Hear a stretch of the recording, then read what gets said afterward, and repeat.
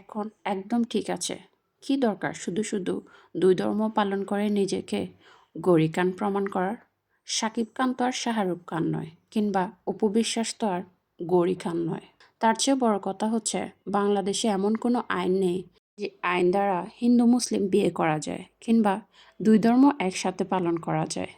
আর তার চেয়ে বড় কথা হচ্ছে, এটা বাংলাদেশ, এটা হিন্দুস্তান বা ইন্ডিয়া নয়। এ কথা অবশ্যই প্রতিটা মানুষকে বারবার স্মরণ করতে হবে। তারা অন্ধভক্তের মতো হিন্দু মুসলিমের বিয়েকেও বৈধ করতে সোচ্চার। তারা হয়তো ভুলে যান এটা একটা ইসলামিক রাষ্ট্র এবং এখানে এসব চলে না। উপবিশ্বাসকে শাকিব খানের বউ হিসেবে মানতে আমাদেরও কষ্ট হতো না, যখন তিনি ইসলাম ধর্ম পুরোপুরিভাবে গ্রহণ করে এবং সে অনুযায়ী নিজেকে তৈরি করলে। তিনি নিজেকে গৌরী খান ভাবেন এবং শাকিব খানকে শাহরুখ খানের মতো করে গড়ে তুলতে চাইলে তো আর হবে না, কারণ এটা হিন্দুস্তান নয়, এটা বাংলাদেশ।